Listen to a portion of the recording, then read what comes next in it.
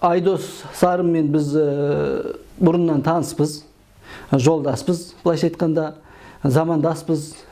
Ол да ұлтшыл, біз де ұлтшыл. Сондықтан енді басында бір түсініспеушіліктер болған шығар. Шынымен де біздің дайындаған жобамыздың о кездегі сапасы төмендеу болған шығар. Оны біз өзіміз мойындаймыз. Бірақ енді қазіргі уақытта оны жағы араласып жасап жатқан адамдар бар екенін айттық.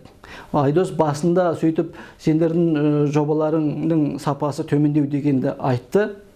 Қазір енді біз Құдай бұйыртса жақында онымен мен өзім кездесемін, ақылдасып сөйлесеміз. Құрылтай өткізуге әлі бір ай уақыт бар. Оған дейін әлі ақылдасамыз деп ойлаймын. Ал Мұхтар Тайжан туралы айтатын болсақ, Мұхтар Тайжан бізге мүлдем қарсы емес.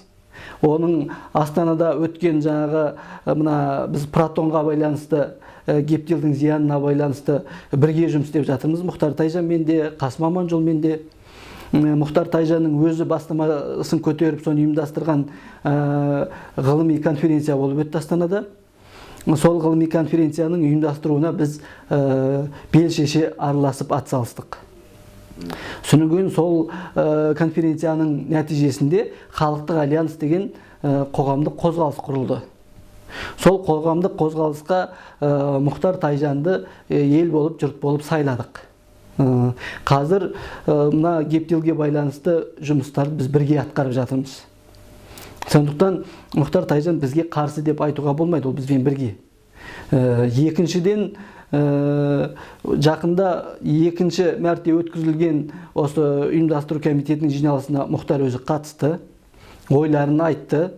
Жалпы мен ойлаймын, құрылтайға ол атсалысады, келеді, қатысады, өзінің ойларын айтады деп мен ойлаймын. Жасарал ағамызды мен өте қатты сыйлаймын. Ол кісінің жаңағы шындықты тура айтатын, жаңағы кейбір жерде тіпті қырсықтау кететін, сондай, бірақ қалай дегенде де өзінің ұстанымын өзгертпейтін сол бірбеткейлігі маған өте ұнайды. Шынын айту керек.